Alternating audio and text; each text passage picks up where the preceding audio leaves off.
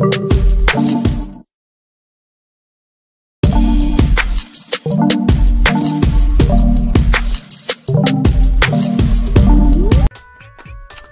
everyone, I'm David D. Hilster, president of the John Chappell Natural Philosophy Society.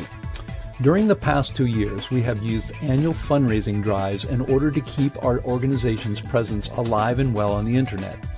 But first, I want to thank everyone who pays their annual memberships through our automatic online system.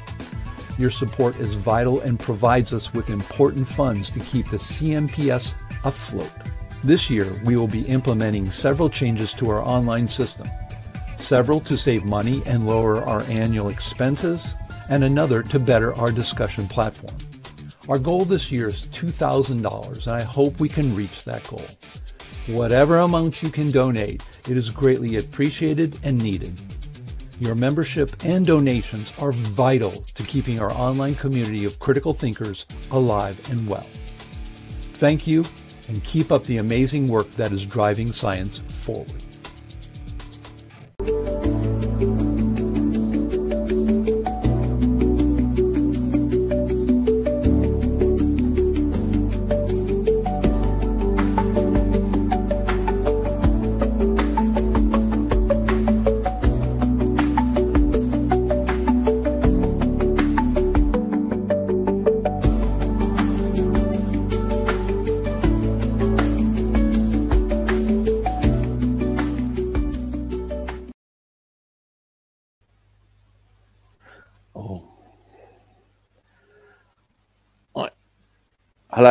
Hello everybody, and welcome to another John Chappell Saturday session on physics. You just hold on a moment, got to check, make sure the sound's coming through properly.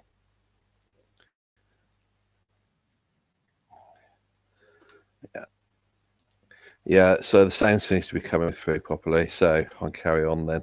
So today we have another session on relativity, where we're criticizing Einstein's relativity. So I'll bring the slides up now.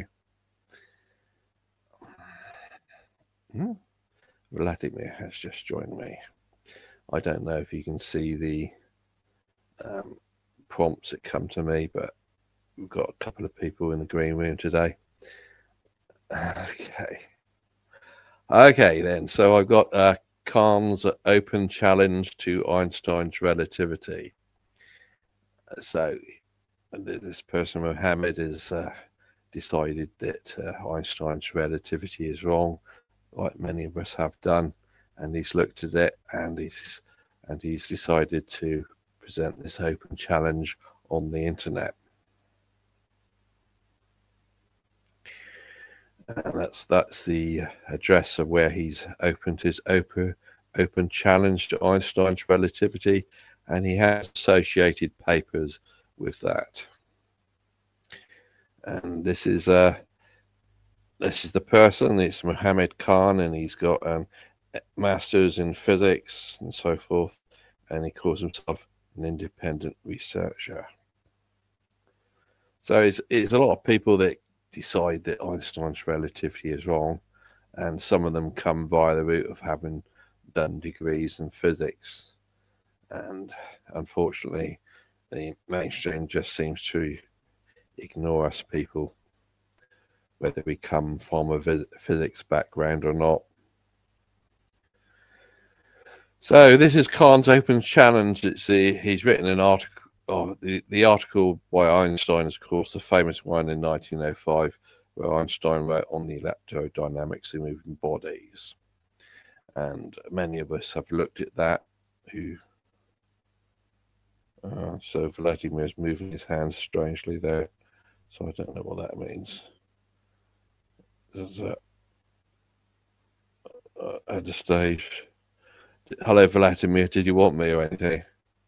Okay, no. Thank you so much. Please continue. No. I have my coffee. Don't worry. Okay, you're moving your hands in a strange way. Oh, no. It's only, it's okay. Some massage. Thank you. I just thought maybe that was waving to me. All right. Okay. So back to this subject. Many of us looked at Einstein's first paper on special relativity and decided it doesn't make sense. In this case, Mohammed has looked at it and he's decided it's based on trickeries, and it's proved beyond any doubt whatsoever in his articles. And his articles are those ones mentioning the experimental and theoretical evidences of fallacy of space-time concept and the actual state of existence of the physical universe.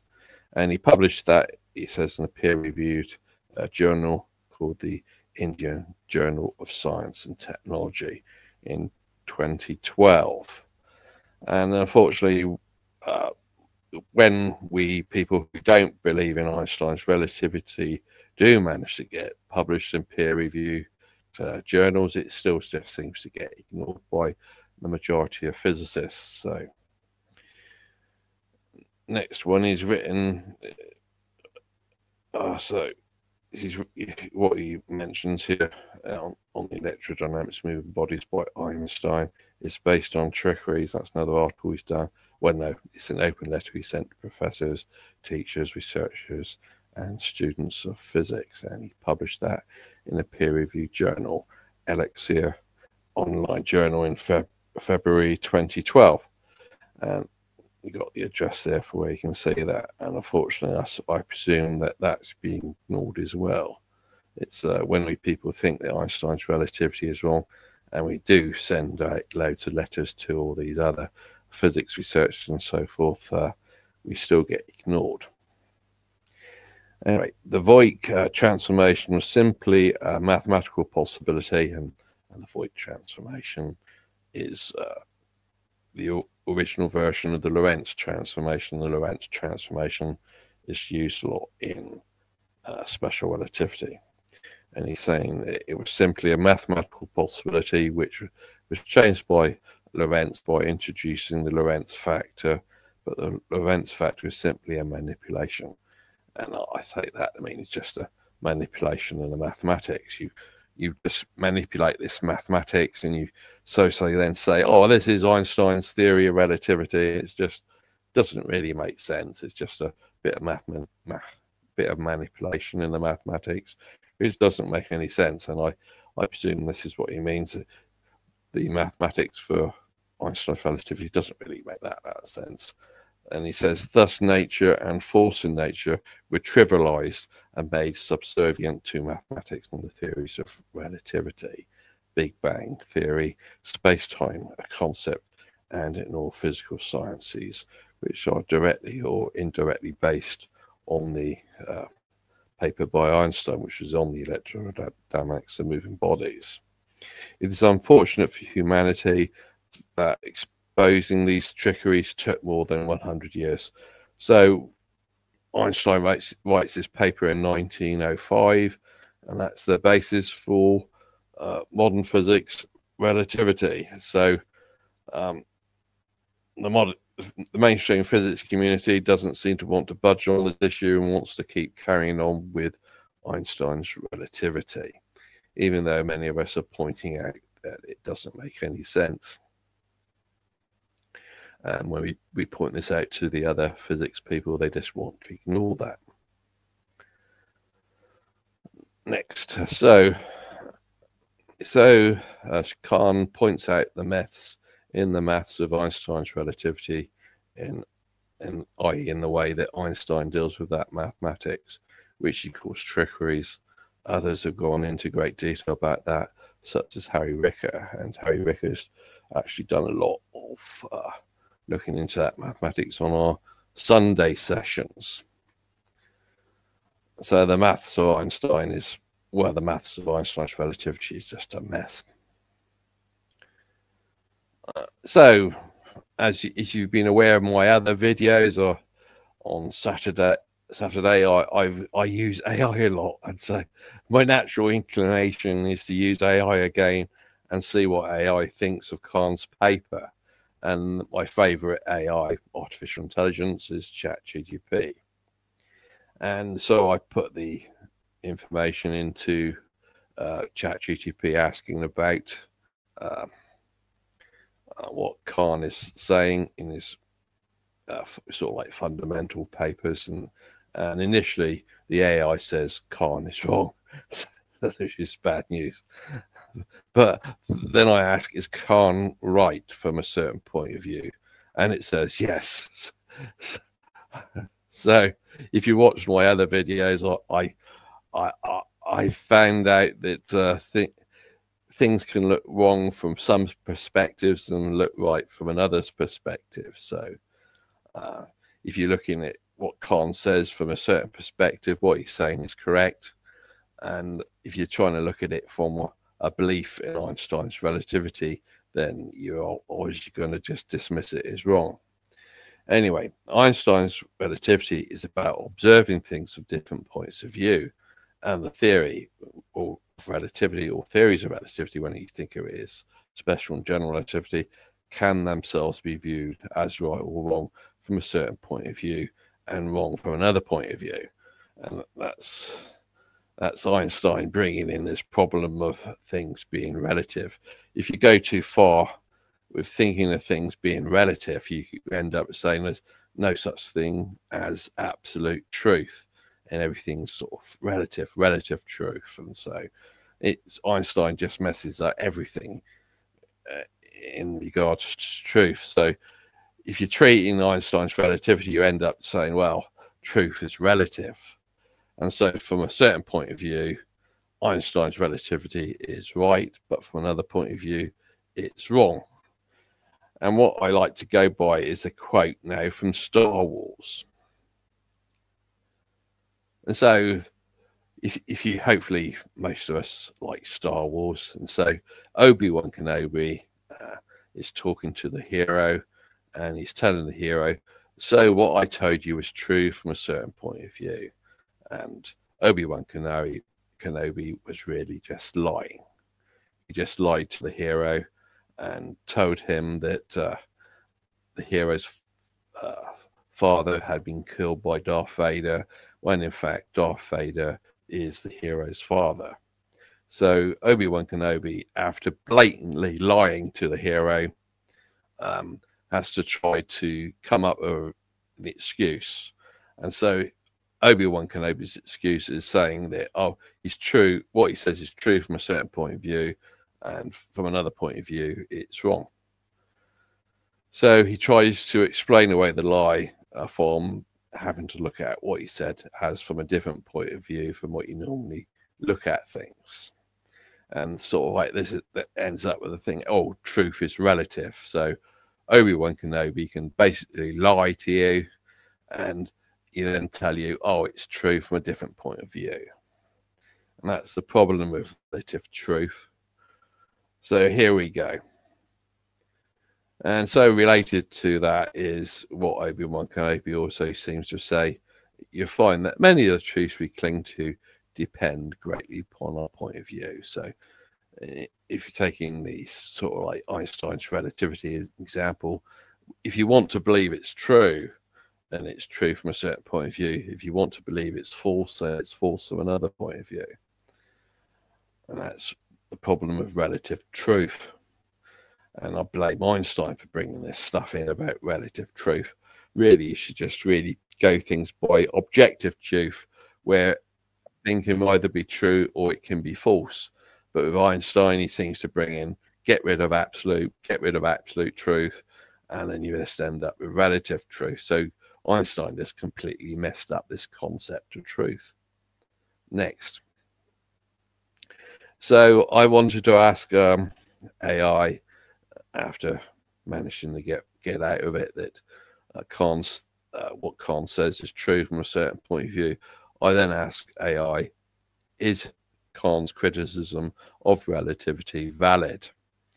And AI, ChatGPT, responds quite favorably. It says Khan's criticisms of relativity fall into the category of unconventional and largely unaccepted views within mainstream physics. Here's a careful breakdown. So it's what Khan says is true from a certain point of view, but from the mainstream's point of view, they don't want to go look at things from that point of view. Next slide. Right, there we go. And so first thing it points out AI points out is the nature of his critique, which is Kant's critique. He questions Einstein's special relativity and the concept of space-time, arguing that the theory is fundamentally flawed. And he proposes, as Kant, alternative frameworks such as his so-called revitalism theory, suggesting additional forms of energy or mechanisms beyond standard physics. So, as per normal, when most of us who end up thinking Einstein's relativity is wrong, we decide, well, we need another theory, and most of us just then start inventing another theory. In this case, Khan is forming his revitalism theory to try to replace Einstein's relativity. Next thing brought up by AI is scientific assessment. Special relativity extremely well tested. Experiments like time dilation in muons, GPS clock corrections, particle accelerators, and light speed invariance all confirm special relativity to a very high precision. And our person here, Nick Percival, has gone into a lot of detail about that, and we start arguing against that sort of idea. When you're talking about, there is a difference between what a clock measures and actual time. So if the clock is being not operating properly, that doesn't mean that time is different. It doesn't. So we start arguing there's a difference between clock and time. So we don't fully agree with that interpretation that there is an effect on time. But the mathematics gets put down pretty much the same way, whether it's an effect on clock or effect on time. Anyway, Kahn's critiques have not been published in peer-reviewed journals with rigorous mathematical and experimental validation. And so there's still more work to be done by what Khan is saying. Independent platforms like ResearchGate or academia.edu do not equate to peer-reviewed validation. So, unfortunately, ChatGPT is not agreeing that it's been peer validated. It may be published by peer-reviewed journals, but it's not accepting that the peers are agreeing to what's being said. Next, AI says some criticisms appear to misinterpret basic aspects of relativity.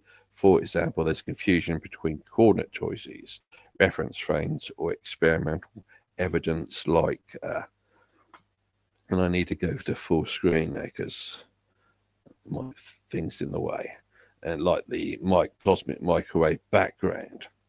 And I've done several videos where we start complaining about things like this, of how do you supposed to interpret things like that. And so there is sort of like arguments really of how to interpret things like that between different people who say believe in relativity. Next.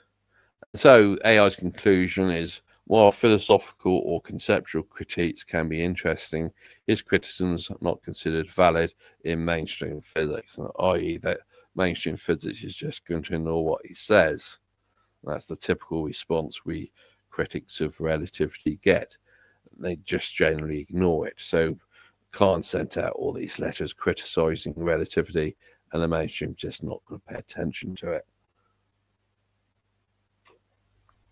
And according to AI, from that point of view, they do not overturn or replace the predictive and experimental success of special and general relativity. However, AI is going to say they may be worth reading as thought experiments or alternative perspectives. And that's important because many of us who criticize Einstein's relativity don't agree with the way the mainstream is interpreting things.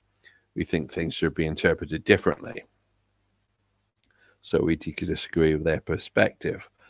But AI then slags it off and says they're not supported by empirical evidence in the way Einstein's theories are. So I'm saying here, AI, when it's responding to me to all that, is just pretty much taking the mainstream point of view that Khan's wrong. And so I've written if there when I should have said of. So my spell checker doesn't notice mistakes like that anyway. So bearing in mind the Star Wars quote, I want to know if Khan is right from a certain point of view. And so I thus ask, question, is there a point of view where his criticism is valid? And ChatGPT says yes, but only in a very narrow conceptual sense, not in terms of physics experiments. Let me explain carefully. And so you got the issue of conceptual versus physical validity. Khan's critique mostly targets conceptual assumptions of relativity, i.e., as many of us critics of relativity take the position we don't like the way things are being interpreted by Einstein's relativity. And it's not in its mathematical or experimental correctness. So we're not disagreeing so much with the experimental results. We're disagreeing with how those experiments are being interpreted as regards the mathematics. From my point of view, the mainstream is making a mess of the mathematics, and then they're applying it to experiments. So I'm not fully agreeing what AI is saying here. Anyway, AI says there is a sense in which these points can be valid philosophically, even though they don't undermine the predictive power of special relativity.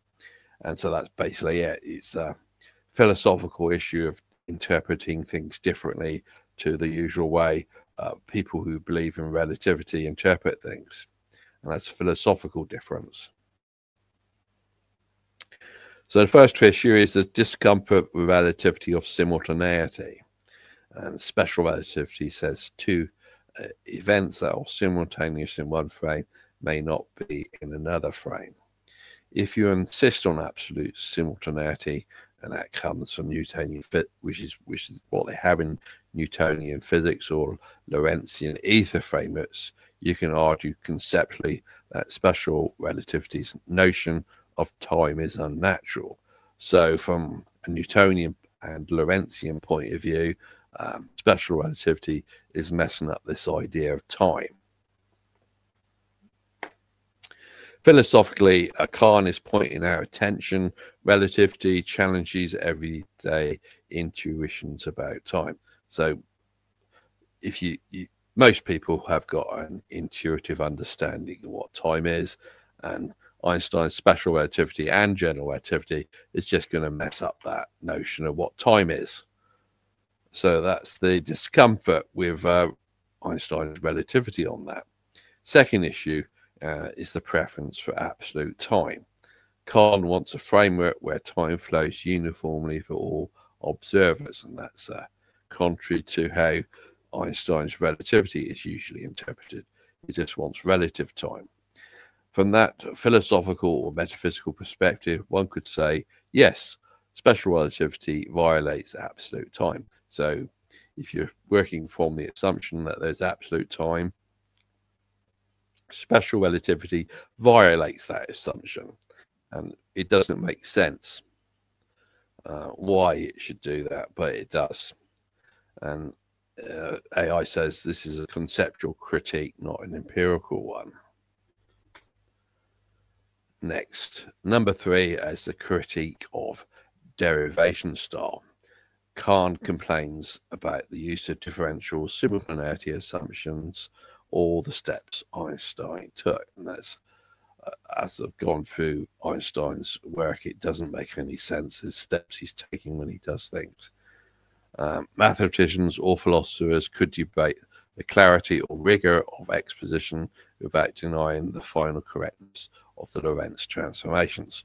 So me and others have looked at the derivation of the Lorentz transformations within the context of Einstein's relativity, and his derivation does not make sense. But what AI is saying, well, it doesn't really matter. The Lorentz transformations could be correct whether they've been derived correctly by Einstein or not. But that's a different issue. But if it's correct, if Lorentz transformations can be derived correctly in another theory, then that's another theory, and it's not the Einstein theory. Next. And so AI then wants to say why this doesn't invalidate special relativity physically, what Khan is saying. It says experiments from GPS clocks to particle lifetimes to light speed measurements all confirms special relativity's predictions. And as I pointed out, many of us who criticize Einstein's relativity don't like the way it's interpreting those experiments. Next, it says, even if you philosophically dislike the assumptions, and that's the assumptions of special relativity and general relativity, you cannot escape the physical consequences. Time dilation and length contractions are real measurable effects. And so I focus on that time dilation. It's a dilation of the clocks. It's not actually a physical effect on time itself. And so we dispute the philosophical interpretation of that by calling it time dilation when it should be clock dilation. Is one of my disputes with it, and it's an issue picked up by Nick Percival, who we call Nick of Time, who's done a lot of videos on that. So anyway, AI says Khan's critique might be valid as a conceptual preference, but it cannot replace special relativity in physics. And I sort of disagree. It's you could change amend special relativity and make it better. So AI goes on to say the point of view where it feels valid, and that's from the neo-Lorentzian ether-based perspective. And before Einstein, you had this Lorentz ether theory. And so why didn't the mainstream stay with that? That doesn't make any sense. Why did they abandon the Lorentz ether theory in favor of Einstein's special relativity? When we look at that, that doesn't make any sense. If you stay with the Lorentz theory, you still keep absolute time. And as it points out, absolute time exists, and that's within the neo-Lorentzian ether theory. The Lorentz transformations describe how moving clocks appear to behave due to motion relative to a preferred frame, which is the ether. So you're keeping the ether. And Einstein, in his first paper on special relativity, seems to be denying the ether, which makes no sense. Anyway, AI carries on. From this perspective, you can say Einstein's derivation is misleading because it hides the absolute frame. And so that is pretty much my view of it. Einstein's making a mess of his mathematics, and he's really still got an absolute frame in there, even though many people who believe in Einstein's relativity want to believe there isn't an absolute frame. It's just nonsense. This is exactly the philosophical space Khan is trying to occupy, even if mainstream physics does not adopt it. AI carries on. It says the core idea of the neo-Lorentzian perspective, you've got absolute time in that. Time flows uniformly for all observers independent of motion. And you've got the preferred frame, which is the ether frame. There exists a frame in which light travels isotropically at speed c. And that replaces the whatever mess that Einstein makes of the light speed c. And you got observational relativistic effects. You've got time dilation, which I say should really be clock dilation, and length contraction arises dynamically from motion relative to the ether, not from a fundamental redefinition of time. So you haven't redefined time if you're sticking with the neo-Lorentzian perspective. You're staying with what Newton wants time to be. You're not making a mess of the time, which Einstein makes of it. And this is philosophically aligned with Kant's critique. Special relativity's relativity of simultaneity is replaced by apparent effects due to motion in a preferred frame. So basically, from this perspective, Einstein is making a total mess of things. So the key takeaways from this is, according to AI, is Kant's philosophical discomfort with relativity is justified in a neo-Lorentzian worldview. It's valid. It's a valid point of view. And it's all empirical predictions of special relativity remain intact. subject to a bit of change in interpretation. And the next one is the apparent paradoxes like relativity or simultaneity or time dilation are understood as effects of motion relative to the ether. So you seem to be getting rid of all these paradoxes from special relativity, such as twin paradox and all that stuff. It's all just an artifact of Einstein making a mess of things. If you go back to the Lorentz, it's a lot of the things are tidied up. So this is the AI given a table of the differences. You got an aspect of absolute time, and Kahn's critique is special relativity violates absolute time, and Khan prefers universal time, and the validity is conceptual. And you got an explanation in a neo-Lorentzian or ether-based view. Absolute time exists while special relativity hides it. So if you can put a tick, that's right. So that's a valid critique from Khan from his point of view, and to a large extent my point of view. Next issue is the relativity of simultaneity. Special relativity allows events simultaneous in one frame to differ in another, and that's a conceptual thing, and it's conceptually troubling. Absolute simultaneity can be restored in a preferred frame, so you can get rid of all this stuff from special relativity where it's messing up this relativity of simultaneity. Next issue is the use of the Lorentz transformations, and Kahn's critique on that is the Einstein's derivation involves trickery or arbitrary steps, and that's conceptual. And you got the explanation as differential terms and coordinate mixing may feel arbitrary, mathematically valid, but interpretation differs. So the main issue there is you're interpreting things differently to special relativity, even though you're keeping that sort of mathematics of the Lorentz transformations, even though, as I pointed out, and other critics of relativity have the Einstein's derivation of that mathematics doesn't make sense. And so on the issue of time dilation, Khan argues special relativity's version of it is unphysical, and the validity is experimental, and the explanation is time dilation is real and measured. But I argue, and others have argued, that it's really about clocks. Next one is length contraction. Khan claims it's an illusion, and it's experimental. Length contraction occurs physically for moving bodies, confirmed in experiments. And I find that argue as well, because when you look at those sort of things, it's still dubious as what's being said about that.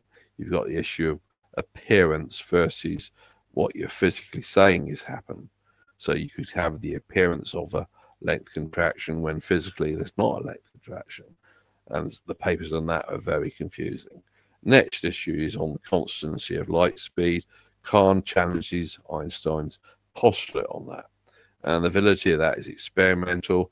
Light speed invariance is confirmed in all inertial frames. And the core of special relativity remains valid.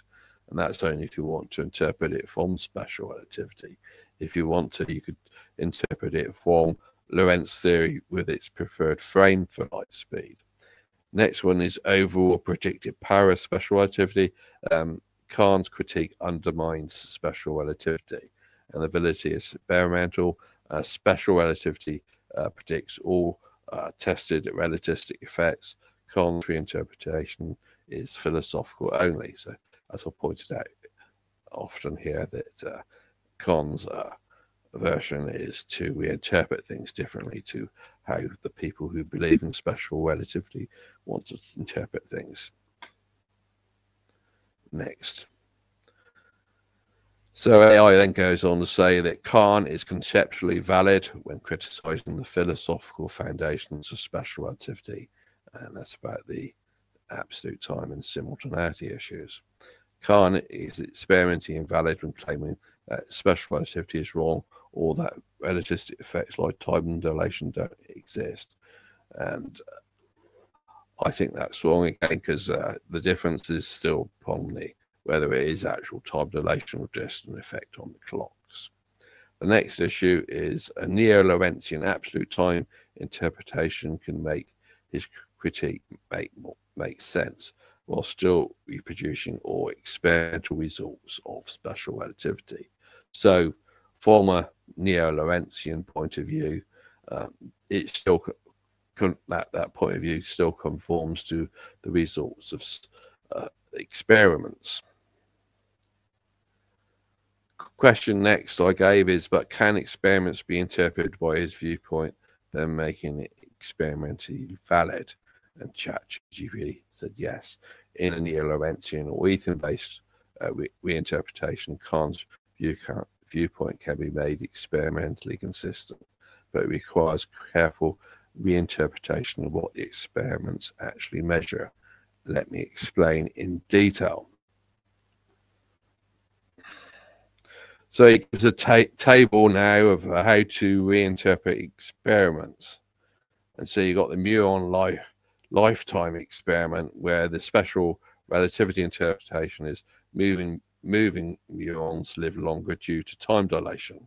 And if you switch to the neo-Lorentzian stroke Kahn interpretation, you've got the muons move relative to ether, and the clocks inside muons run slower relative to the ether. Observed lifetime is longer, absolute time still exists. So you don't need all this nonsense about relative time from Einstein. Next one is the GPS satellite clocks, and you got time dilation and gravitational effects involved in that. So you got both special relativity and general relativity. So going by Kahn's version, and the Lorentzian is you've got the satellites move relative to the ether, clocks run slower, correct predictions arise from relative motion, underlying absolute time remains. So you still keep absolute time. And all this nonsense of relative time, you still don't need it. Next one is the Michelson-Morley experiment, and its special relativity interpretation is there's no ether detected, and light speed is invariant. But from the neo-Lorentzian Kahn interpretation, then ether exists, but length contraction and time dilation make light appear isotropic in all frames. No result is consistent with ether dynamics. So you don't need all that nonsense from Einstein about there being no ether, and that is the interpretation of what Einstein is saying in 1905. Next one is particle accelerators, and you got special relativity interpretation, relative to mass, and time dilation explained by special relativity. And I've been talking to somebody about relativistic mass, and there's a lot of problems with that concept, really. But still, some people in special relativity use it. But from the neo-Lorentzian Kahn interpretation, you've got particles moving through ether, experience dynamical effects, and you've got clock slowdown, length contraction. So you got clock slowing down, but it's not time slowing down. And that match measured results. So still no need for all this stuff from special relativity. Next one is stellar aberration and the Fisher experiment. And special relativity wants to explain it by a weird relativistic velocity addition stuff. But from the neo-Lorentzian Kahn interpretation, the same phenomenon explained by Light's interaction with moving ether, math reproduced special relativity predictions. So you're still having the ether, and it's sort of like this special relativity relativistic velocity addition is just a mess made in the mathematics of discarding the ether. You just bring the ether back, and you don't have to make a mess of the mathematics like that. So the special relativity conclusion is artificial intelligence conclusion, is yes, Kahn's viewpoint can be made experimentally valid if you adopt a neo-Lorentzian interpretation. So Kahn is correct about things from his point of view. You can look at things differently to the way people who believe in special relativity want to look at things. Next one is the observed phenomena like time dilation, length contraction, and light invariance are reproduced from a different interpretation of the neo-Lorentzian version. Absolute time and simultaneity are restored conceptually. So you bring it back the Newtonian ideas. You didn't need to abandon them. Next, the experiments don't contradict his framework. They just measure apparent effects of motion relative to the ether. So Kahn's viewpoint is valid experimentally. So my conclusions are as follows. So bearing in mind Star Wars quote again, so what I told you was true from a certain point of view. Kahn is correct from a certain point of view. And I should waffle on a bit more by saying that is one of the big problems with relativity. The mainstream have decided to take a point of view which is really just nonsensical, when they could have just stuck with the Newtonian point of view and then moved on into the Neo-Lorentzian point of view, where you were still keeping things from Newton of absolute time and so forth. Instead, they wanted to bring in all this nonsense. So thank you. That's my talk for now, and it's only taken me 40 minutes or so. So let's see if there's any questions. If I can come out big screen. Right. Comment 62. It's good. Nobody's got their hand up. Hello, everybody. Okay. Okay. No, Vladimir's not waving his hand this time. It's good. So I bring my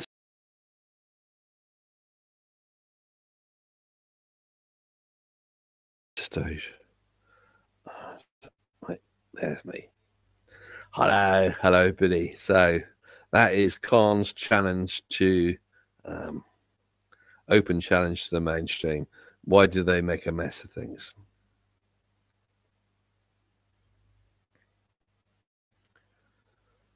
So let's see. So someone, Professor Harm says Lorentz did not introduce the Lorentz factor. That's the gamma factor and Voigt's auxiliary variables. Lorentz multiplied Voigt's auxiliary variables with gamma factor, but gamma factor is already present in Voigt. To a certain extent, I suppose. Next. So what it says carries on. What I mean is that gamma is already in Voigt's variables. Lorentz multiply Voigt's variables with gamma factor. So it's altering the equations a bit by modifying theory and things. A bit of mathematical manipulation. Yeah. So Kahn said Lorentz introduced gamma in Voigt, but that's not true. So I don't know if AI should have picked up on that. AI was saying that some of the things that Kahn was saying weren't true. But Kahn got the basic outline that going by special relativity, the mainstream have made a mess of interpreting things like experiments and the mathematics.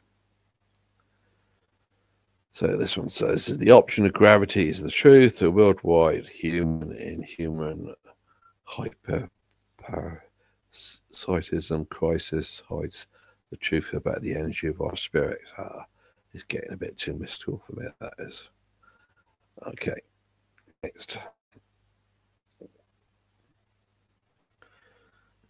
Why there's so much? So that question says, what is your view as to why there's so much apparent experimental verification for relativity?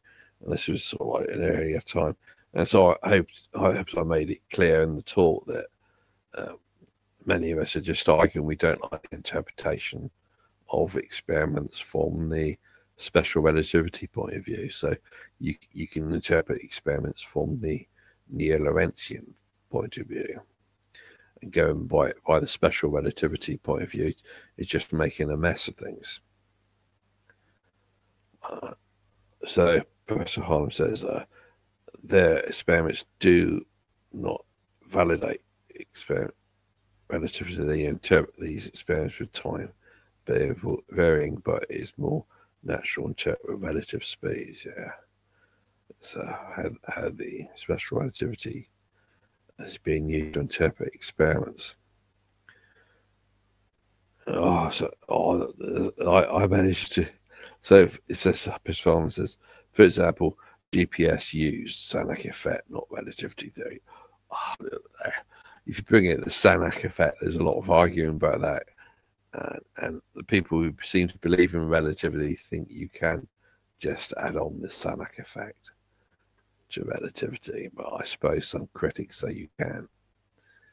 It's sort of like you end up another big argument. Next, would you say they might have fabricated some of it? Well, I don't really like going to that issue. Most of it is just the interpretation of experiments that I don't like. In sort of, they individually, researchers can bodge experiments, but how do you actually check that? They're supposed to repeat the experiments, and so people who are repeating the experiments might be, well, the people who do the initial experiment might be bodging it, and the people who do repeat the experiment might be bodging it to agree with the initial bodge. But that's sort of like a big issue in itself to go into whether experiments are fabricated.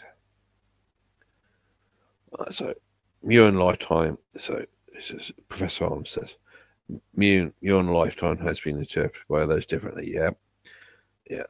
So I think John Chappell, who based this society on, has pointed out that the mu and lifetime can be interpreted differently to how the mainstream wants to interpret it.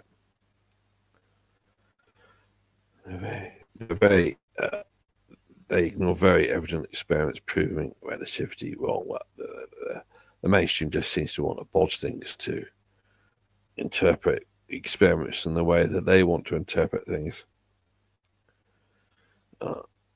Question says, how else has it been interpreted? I've often seen that as possibly. I don't. This was commenting.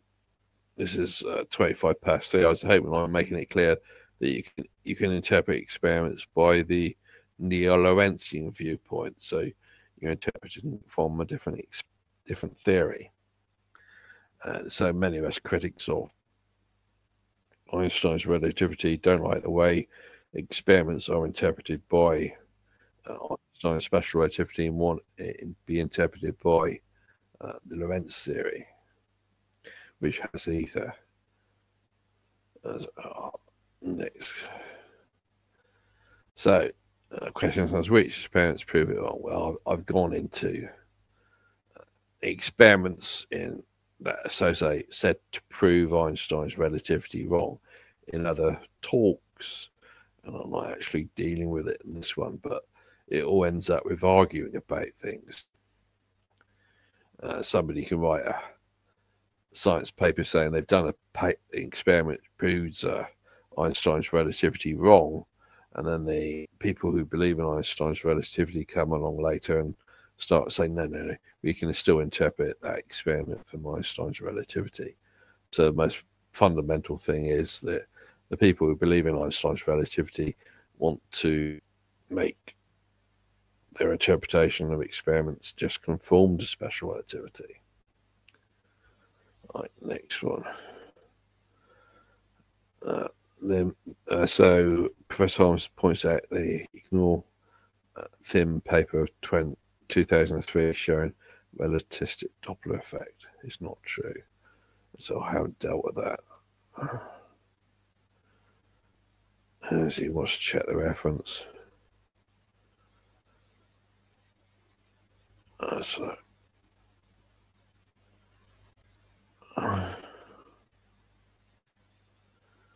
So yeah, so on to the Doppler effect, which I've not really properly covered.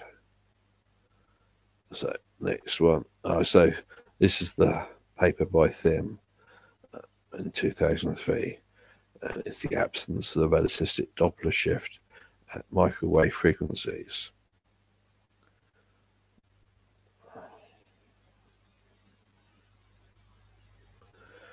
So Professor Harlem says the relativistic Doppler effect is not true. The classical Doppler effect is right. So, okay.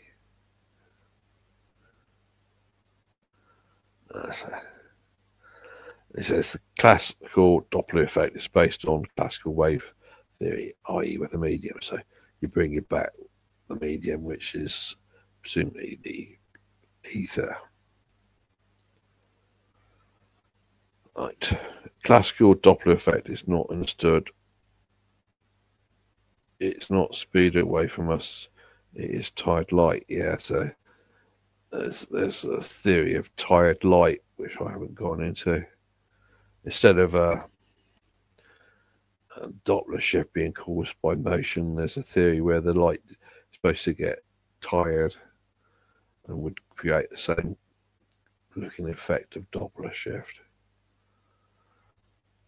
So Professor Arm says wave theory in medium speed is independent of the motion of the source, but it's relative to the observer. So question wants to know what the tired light theory is, I think. I'll talk not about that. Oh, we got a hand waving. Let's see. Oh. Okay. Just hey, hello, Terry. Okay. Well, good morning, Roger. My take on this presentation is that AI can't be trusted, and I'm completely confused by when it says that the effects in the Lorentz ether theory are merely apparent. I thought the effects in SR were merely apparent. When you talk to people about special relativity, they do argue a lot about whether the things like length contraction are an apparent effect or whether it's a real physical effect. So it gets all very confusing. You got people believing different things when they're talking about special relativity. Yeah, but how did AI reverse this? Well, AI was taking like AI reversed the facts and got things backwards. So I don't. Well, AI was taking what you consider the mainstream point of view, but when you go, but the mainstream point of view asserts that relativistic effects are apparent, not real, and then AI is saying that that's not the case. So I just think AI is confused, and I don't think it should be used in any scientific research. People in the physics community do start saying different things. The problem with special relativity is the supposed experts on it contradict themselves. Some say one thing, some say the other. So unfortunately, in that instance, well, then AI is merely copying the mainstream confusion by saying one thing one time, one thing someplace else. Looks to me like AI is confused and so can't be trusted in any way. Right. Well, what the mainstream says is contradictory to a lot of times. Well, I think what AI says is contradictory. Yeah, particularly when it says the experiments are consistent with SR, which they're not, because the GPS experiments and the muon experiments are not conducted in inertial frames. So since SR requires inertial frames, therefore they can't validate SR. Well, in my point of view, is the mainstream what they do is just bodge the mathematics to fit things like that. So they do. Oh, they bodge the experiments. That's the issue. AI doesn't recognize they bodge the experiments. Yeah, that's right. They doesn't recognize that so much.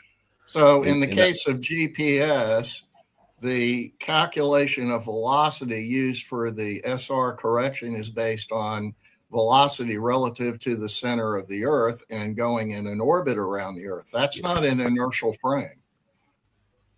Well, you're supposed to approximate to inertial frame. So what, yes, but still the calculation is based on going around the Earth in an absolute, with the Earth as an absolute center of motion. Yeah, I don't think there's really exists anything like an inertial frame. It's sort of, to a large extent, just an idealization. Everything moves and it's sort of got some sort of acceleration with it. An inertial frame would be there is no acceleration involved. So when they do their experiments, they've got to make allowances for there is probably some acceleration involved. So, well, no, it's just a straightforward blodging. They're just basically taking the same with the Havell-Keating experiment, where they pretend that the surface of the Earth is an inertial frame, and an airplane flying around the Earth is another inertial frame, when they're both in the same frame of the Earth. And then what they proved is that that there's a time difference for different velocities relative to the inertial frame of the Earth, or so the ECI frame. So the bottom line is they haven't really dealt with any of the requirements of special relativity with respect to inertial frames. So they don't use inertial frames in their experiments. They're not comparing inertial frames in their experiments. So it's just a gigantic fraud as far as I can see. Well, well, from their point of view, they're supposed to be compensating for any acceleration, and whether that's clear in the... Well, their point of view isn't very convincing. I mean, they've just blodged the experiments, as you say, blodged. I think that's an English term for what does that mean as an English term? That's like what we call fudged. In America, fudge. We use the term fudged. Yeah, fudge. You can get a plumber, and they do a shoddy job of plumbing your house, and you got leaks all over it, sort of thing. So it's where somebody's doing a really bad job, and bodge. They've done a bodge job. All right. Okay. So now we know what the term. Well, I think that's what ChatGPT did with respect to what your presentation here today. Yeah, that's all. I was criticizing what ChatGPT was saying. If you wanted to go into more details about it, then you'd have to go through it again. I would have to go through it again and critique some of the things it was saying to me, and it would try to update itself by saying what it really meant was something else. But the basic idea was that you can interpret experiments from the neo-Lorentzian viewpoint, as opposed to the way special relativity seems to want to interpret things, and that seems. And well, it's making allowances. That GPS can't work if you do not use the absolute frame concept. Yeah, you talk to people who believe in Einstein's relativity, and some of them do believe in the preferred frame, such as Smoot. He won a Nobel Prize, and he's talking about the cosmic microwave background as being a preferred frame, and he's found himself in conflict with other people from the mainstream who don't want to believe that. So you've got a difference in viewpoints within the mainstream about certain things. You haven't got one version of relativity theory. You've got just lots of people with their different opinions about it. Well, that's not science. Science is supposed to basically establish definite truth and facts that are definitely objectively correct. And what you're saying is science isn't doing that. It's just it's just full of a lot of different opinions that contradict each other. Well, Einstein sort of brought that in. That's not science. So mainstream's not practicing science. They're practicing politics, telling people what to believe because they say so. They're doing what Einstein introduced. Einstein's introduced all of that, where you're looking at things differently to what was then the established way of looking at things from Newtonian physics. You suddenly said, well, let's change that.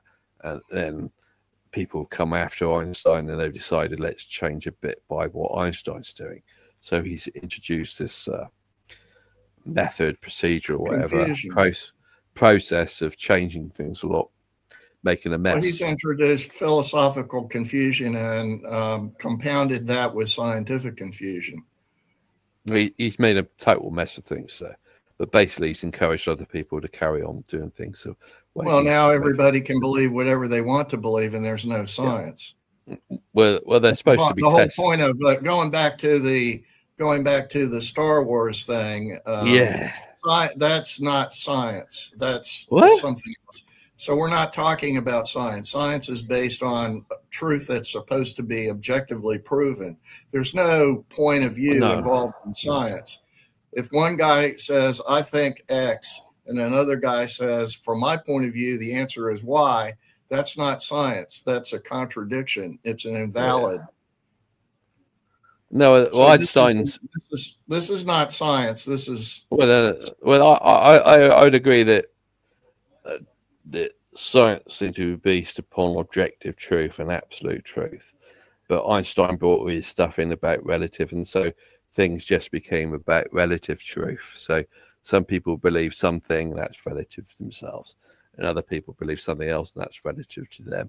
And all these different. So ChatGPT was completely wrong, and at the end it said that apparent that the Lorentzian theory gave apparent results. And so ChatGPT, what does it say? Their experiments, they just measure apparent effects of motion. So he's saying ChatGPT got that completely wrong. What was that apparent?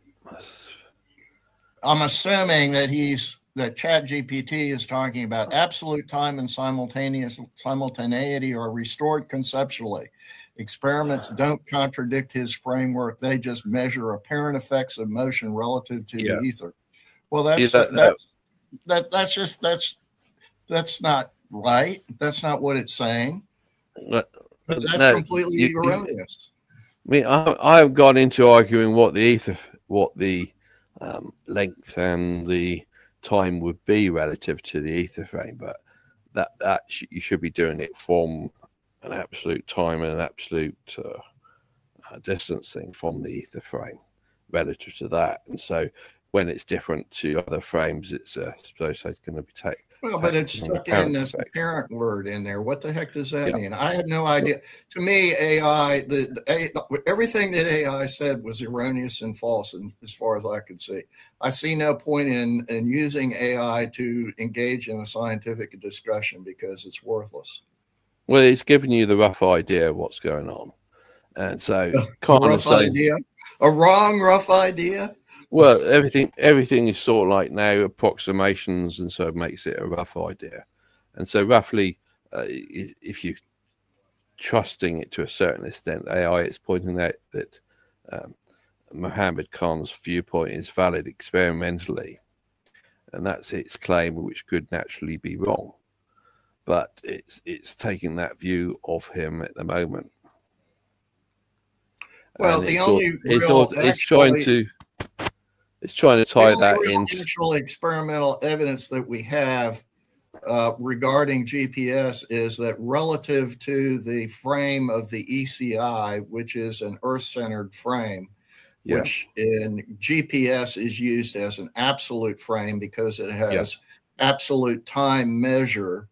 Okay, all the clocks in the GPS system are synchronized, and so therefore they keep absolute time. In that system, which works, you need absolute time. You do not have a relative time at all in the GPS system. There's no length contraction measured. Because when you're relying on GPS to locate your position, so there's no contraction of distance in GPS. It makes no assumptions or corrections, as far as I know, to compensate for length contraction. And so you got these satellites moving relative to observers on the ground, and there's no length contraction. So to me, that's evidence that disproves SR. Well, it's supposed to go from SR to general relativity, and you're supposed to be that general relativity makes things better. I don't think they use any general relativity corrections in GPS other than the time correction, which is nothing more than gravitational potential changes the frequency of cesium oscillations. Yeah, it's supposed to be gravity, so you're supposed to take into account gravity more.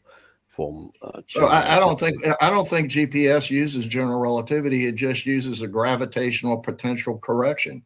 And since they apply a gravitational potential correction, they say that proves general relativity. But general relativity would say, as far as I understand it, that distance is contracted on the ground relative to distance in the satellites in space, but they don't apply any length contraction or distance contraction corrections in GPS, because they're not actually using general relativity. They're not actually using SR. It's all just a big fraud. Yeah, but they're claiming that they are, so that's the problem with that issue. Well, they can claim all they want to. Yeah. People are believing it. Apparently, ChatGPT erroneously believes it, which means to me that ChatGPT is essentially an unreliable source of information. It's trying to go by the mainstream point of view as much as it can, and it's going by the mainstream point of view, and it's admits in this talk that what Mohammad Khan's saying is a valid point of view, but that's sort of like going by ChatGPT's interpretation of the mainstream point of view. And so well, we could go over the slides, but basically, from my point of view, I just thought a lot of what, to me, I saw so many mistakes made by ChatGPT that it was just basically kind of mind-boggling. There was a lot of misinformation, claiming empirical facts, particularly with respect to GPS and muon decay. Okay. That's mainstream claiming that this was empirically proven. No, it's not empirically proven according to the mainstream point of view is ChatGPT is taking the mainstream point of view on those things. And well, from my point of view, and I pointed out from our distant point of view, when it was talking about time dilation being proven, we wouldn't take that view, most of us critics, because we would take our view it was clock dilation instead. It's sort of like brought forward. Well, time dilation is an apparent fact in special relativity. At least that's what the books say. Sorry, the book, the mainstream books are saying that time dilation is proven by experiment, but us critics would. It can't be, because time dilation is an apparent effect, not a real effect. Yeah, but apparent as they're supposed to observe that. The main problem with that one was the Keating experiment when they flew the airplanes around the world. That's the main one they point out is confirming all that time dilation stuff. But we critics of relativity is sort of like disagree with that experiment. We think it's being misinterpreted and maybe even bodged and so forth. Well, it's valid in a absolute frame in the Lorentzian framework, but it's invalid in the Einstein framework. That's just an example of a bodge. I'll point out you got the split between the people who believe in Einstein's relativity. You got some of them accepting to a certain extent the preferred frame, which could be identified as absolute frame. So you've got disagreement between what they believe. Well, I think all they did was they did an experiment and said, oh, it agrees with our theory even when it didn't. And so they said that proves our theory even when it doesn't. So it's a fraud. All their experimental proofs are frauds. But they don't set up because if you do fudge, what you call fudge or bodge, they seem to be able to fit it into. Well, if you're perpetrating a fraud, you don't admit to it. Yeah. You keep telling people that your fraud isn't a fraud. A fraudster doesn't say, oh, okay, you're right. I'm a fraudster. No, they don't say that. They proclaim themselves the experts, and you don't have counter experts, really. Yeah, that's another problem I had with the beginning of the presentation, where they talk about credentials and peer-reviewed. None of that proves anything to be true or false. I mean, experts can be fraudsters and liars. There's nothing that says an expert actually knows the truth. Yep. Just because somebody claims he has credentials can be fraudulently created. Apparently, that's done all the time. But how many people? Yeah, but how many people are we going to say we're going to treat them as frauds? It's all like they got these big names and they seem to be endorsing everything. And it's all like big names like Roger Penrose to a certain extent. We could go through him and say, well, he's criticizing the mainstream to a certain extent. But you got a lot of big names who got Nobel Prizes and that, and they're still endorsing Einstein's relativity. And we in the critic side of things really haven't got anything to put up against. Well, so you automatically say that because you don't have the credentials. Well, you can't get the credentials unless you believe in special relativity. So if I think Stephen Crothers is a perfect example of that. They didn't give him his PhD because he decided general relativity was false. Yeah, when he was trying to write his.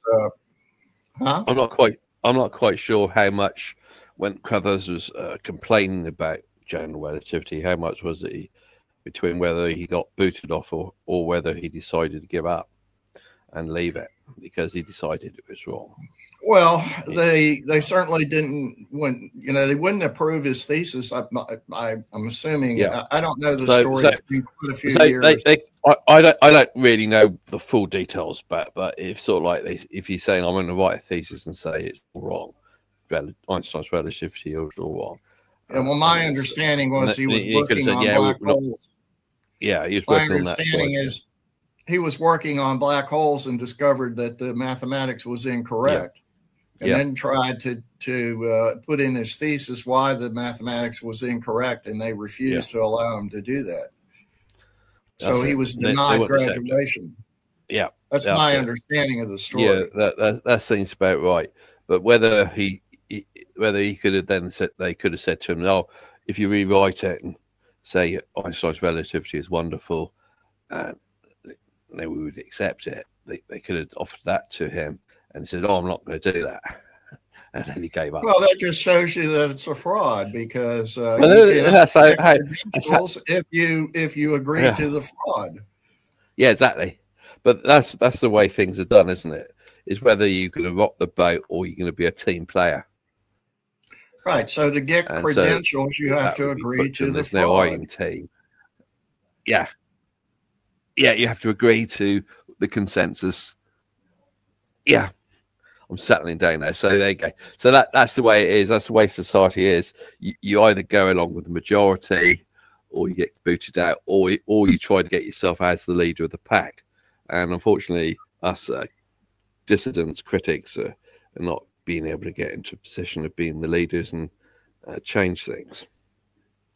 So you either go along with the pack or get booted out.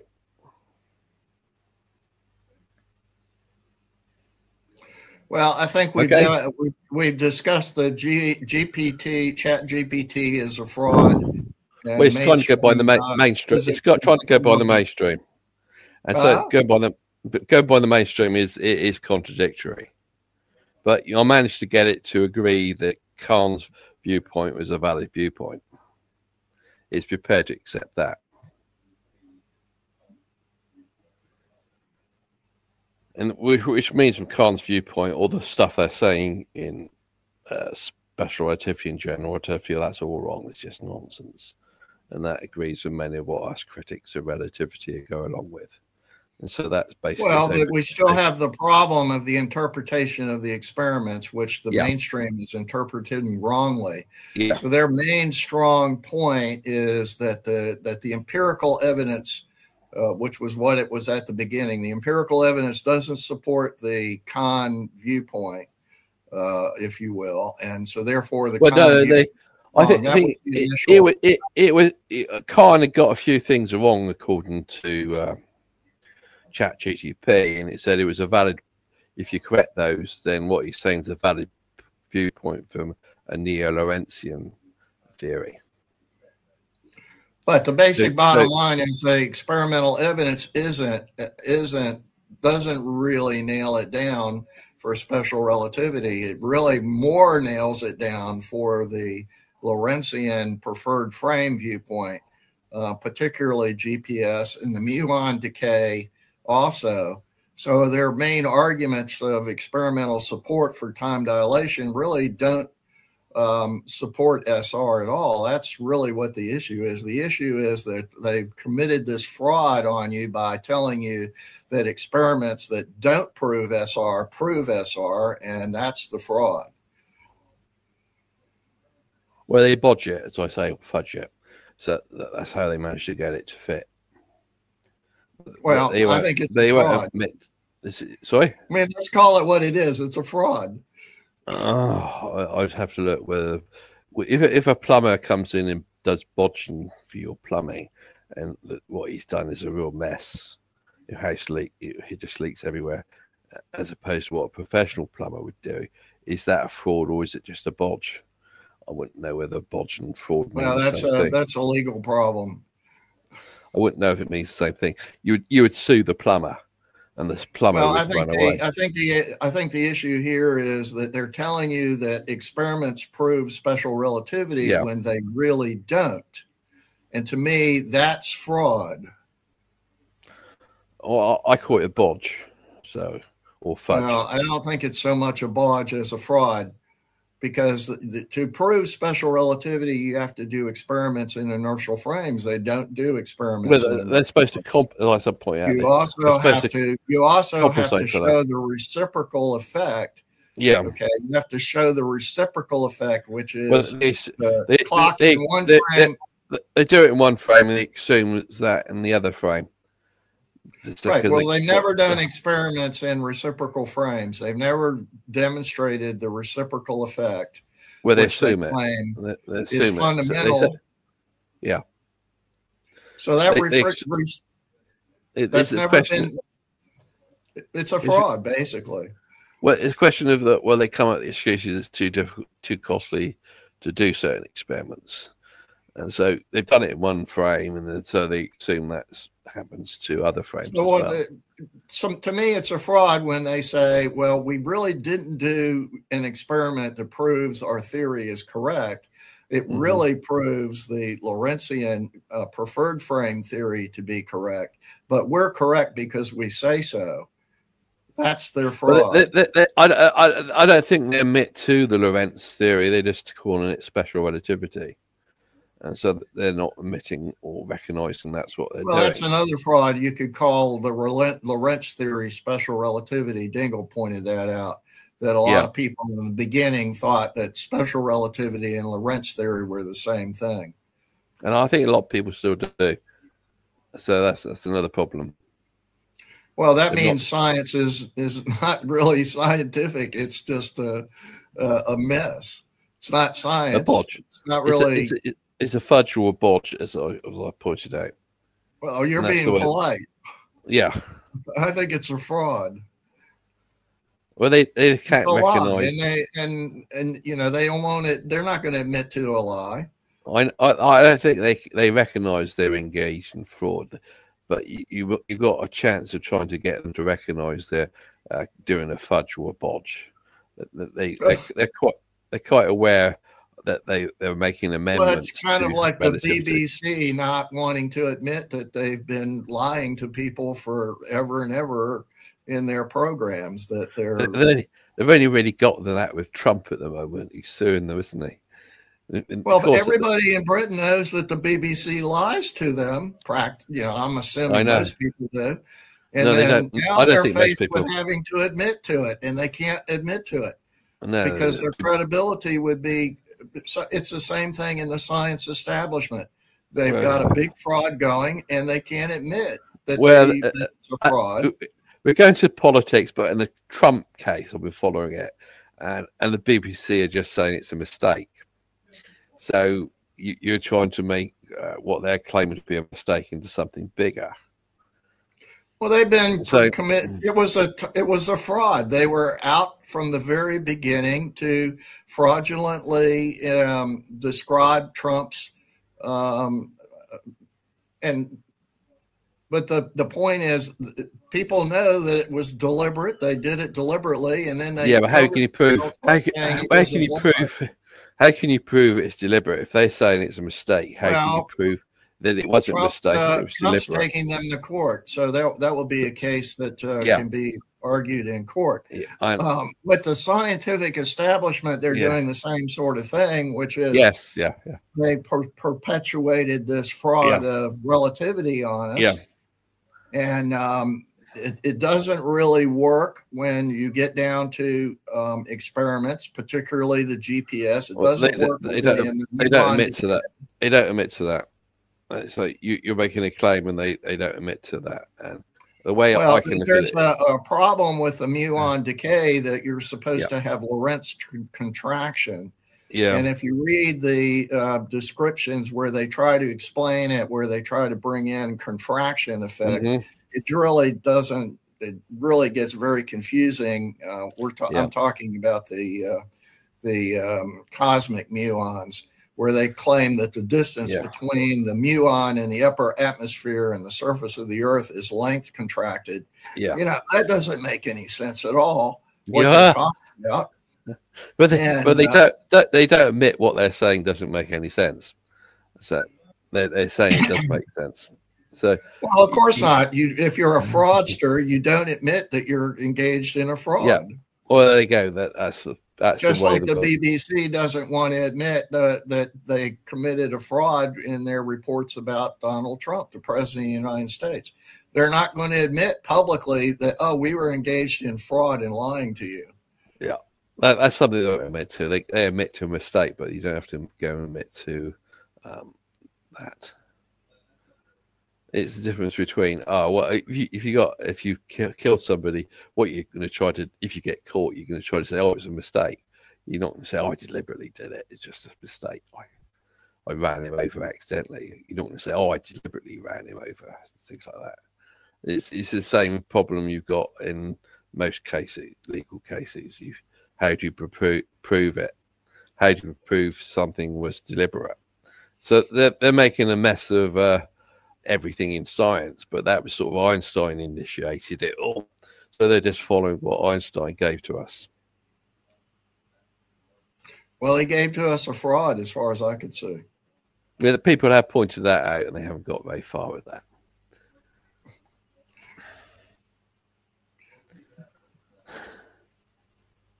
Because the experts, the self-proclaimed experts are saying, no. I understand the theory, and so it's right. Well, that's just perpetuating the fraud based on I claim I have credentials to make issue an opinion on this, and so you're supposed to believe him because he's got credentials and pontificates as if he knows what he's talking about. Yeah, and I don't see much difference between that and any other fraudster. well, if we're treating these big professors of physics as fraudsters, they come out with pieces of paper where they've awarded themselves prizes, and they've got their diplomas, and they've got their Nobel prizes and stuff. Well, this piece of paper shows I'm an expert. Let's say so. They've worked hard to get a piece of paper saying they're an expert, and you're up against that. I mean, go back to Galileo. The experts, not many of them were agreeing with Galileo, so he is up against it as well. Well, I mean, as you point out, all you can do is just point out that it is a fraud, and they can say, "Oh no, we're not engaged in fraud because, oh, look at our experimental evidence," and then they produce a lot of experimental evidence, which in and of itself is a fraud. Yeah. Well, I mean, the more you go, the more the fraud gets deeper. Yeah, but most of us critics, all we got is we disagree with how they're interpreting experiments. Well, there's not really any interpretation involved. They haven't proved special relativity is correct in any experiment. They don't admit to that. There's no experiment that proves special relativity is correct. They need to prove the reciprocal part of it, and they never prove the reciprocal part of it. Well, they don't admit to that. The effect of special relativity is reciprocal with respect to the observer and relatively moving reference frame. Even if they did that experiment, they'd probably bodge it, or fudge it. So then you start arguing about that. So it seems to be that all their experiments they're doing, they're fudging or bodging. Well, we already know that because that's what they've been doing. So offering another experiment doesn't really help anything. They've got to admit that what they're doing is wrong, and they're not going to do that. Well, yes, and we know that they're not going to do that. So, so now we have the thing of I don't think that ChatGPT or AI can be trusted because it's been trained on the fraudulent mainstream scientific viewpoint. So talking to ChatGPT and AI is accomplishing nothing in my view. No, what I got was interesting that it does admit that Khan's Mohammad Khan point of view is a valid way of looking at things, even if we're going to disagree. Well, it's the correct way of looking at things, based on the fact that the theory only makes sense.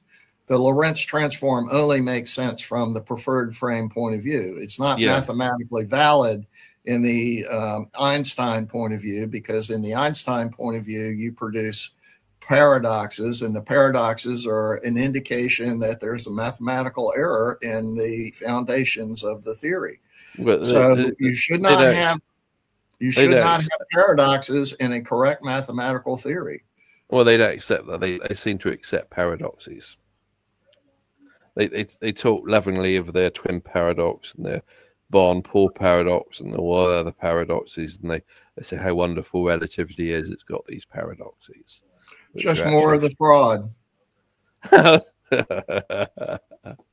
Well, yeah. The trouble is how do you get them to admit that? I don't think you can. All you can point out is that what they're saying doesn't make any sense. And if ChatGPT is going by the mainstream and taking the mainstream point of view, what it says at the time doesn't make sense. So you can trust it for that. Well, my conclusion is that ChatGPT basically didn't say anything that made sense at the end, and came to conclusions that didn't make sense. And so if it's based on its conclusion was that Mohammed Khan's viewpoint can be valid. Now, what it said was that it was valid, but it was only an apparent. I didn't go into that where it talks about the effects in the ether. I didn't go into what it was meaning by apparent in that quote you're giving me. Maybe I should have gone into that. It was saying they just measure apparent effects of motion relative to the ether. So that's what relativity is. Well, sorry. That's relativity. Relativity merely measures apparent effects of motion relative to the ether. That's relativity. No, they got different points of view. For the people who believe in relativity, they have different points of view. Some believe that certain relativistic effects are apparent, and others believe it is physical, and so forth. So you've got different. I just think it's just nonsense, just piling nonsense on nonsense. That's all you've accomplished here with AI. No, this is what we got with people with different opinions. You've got the mainstream with their different opinions, which can come together and look. Well, I would have thought that you would expect AI to sort out the different opinions and make sense out of it, but AI apparently can't. Well, I concentrated on whether Mohammad Khan was given a valid point of view. If you sort of like you can interrogate things in more details about what he's saying about special relativity. And then AI immediately jumped to the conclusion that, oh, yes, it could be what he said was correct and his criticisms were correct, but it was empirically invalid. Where is that? Unfortunately, Khan, it was saying it made a few mistakes. AI's main argument was that what Khan was saying is empirically disproven because special relativity is proven correct by experiments. Okay, and then at the end it says, Then at the end it says, well, it's only an apparently, it only deals with apparent effects. It got it completely backwards. Special relativity deals with apparent effects. I don't think so, because you pointed this is what AI is saying here. It says Khan's viewpoint can be made experimentally valid if you adopt a neo-Lorentzian interpretation. So it's saying that it thinks Khan, whatever AI does instead of thinking, it equivalent to that. It's taking the view that Khan has made a few mistakes, but if you go by the neo-Lorentzian interpretation, that's valid experimentally. I can only conclude that what the last sentence makes no sense to me, And so I can only conclude that AI doesn't make any sense. I mean, it's saying contradictory things in the same 3 sentences there, or whatever the 3. No, I don't think I understood what it meant there. And really, I should have interrogated it further before that. But you've got one it's frame. talking about a parent. So it's just, I mean, yeah, it can be made experimentally valid if you adopt a neo-Lorentzian interpretation. Well, I don't know what that means. Observe phenomena like Lorentzi's the theory. Length contraction has never been measured in any experiment. It's never been validated in any experiment. So I don't see how you can claim that special relativity is experimentally validated.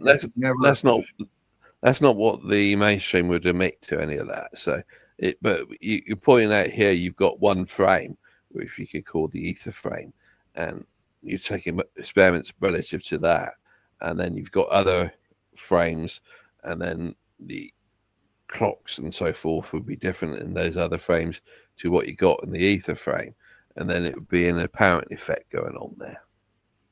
I think that's what it is. This last sentence, as far as I'm concerned, is just meaningless gibberish.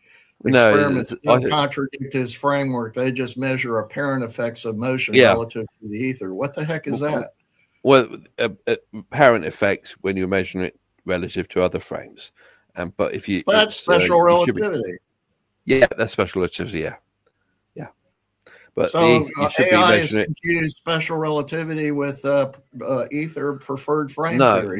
No. Doesn't know the difference between them. You're supposed to be doing measurements relative to the ether frame for the neo-Lorentzian theory.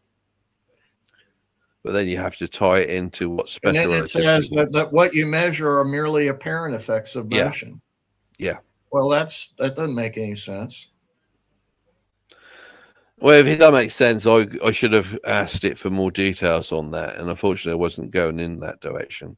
I was pointing out really that it was Mohammad Khan's viewpoint. ChatGPT considered valid, making allowances for what he considered to be mistakes from him. All right, Roger, I'm going to finish up here. I think all we've accomplished here is to show that AI merely compounds the confusion that already exists. Well, it's giving you that information. If the mainstream hadn't messed everything up, then it could give you a clearer mainstream point of view. But mainstream is composed of a lot of different opinions, which makes it a mess. Okay. We can move on to somebody else. Okay, thank you. Fraud. Okay, thank you. Cheers. Thank you. We move. All right. Cheers. Bye. Right. Anybody else? No. Good. Right. Everybody else is going to sleep, I think. Hello, Valeria. Okay. Let's get back to my Star Wars picture. Star Wars. So things look different from different points of view, basically. And the mainstream have their point of view. And unfortunately, us critics of the mainstream can disagree with it. And in the case of Harry, he can go a bit more extreme, claim that the mainstream point of view is a fraud. Anyway, let's carry on.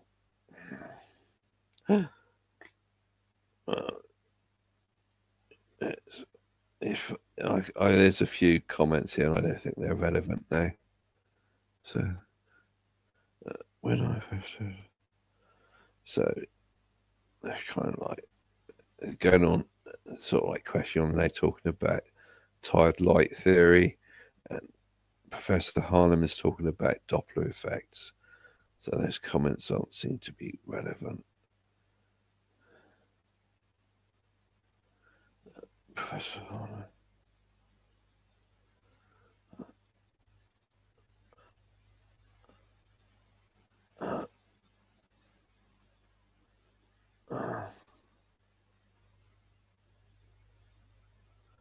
So I'll try to pick out again after passing on about this Doppler and all that sort of thing. So Professor Harlem says, I suggest papers showing special relativity is wrong.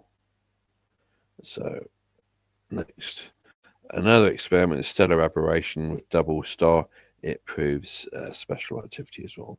And unfortunately, as I've tried to point out, the mainstream doesn't accept that sort of thing. What they do, from a critic's point of view, is they bodge or fudge things to make it still fit with relativity. Okay.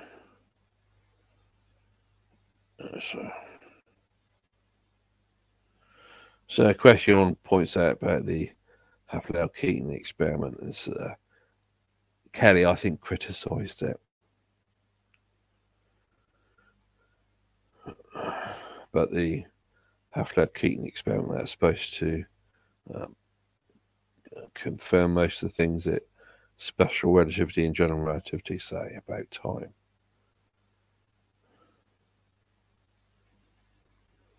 Hey, let's pick another good, interesting one.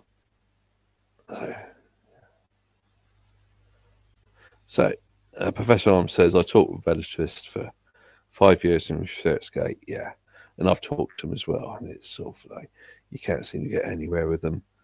They're locked into their point of view. Yeah. And Shockwave says, yeah, you can't change their minds.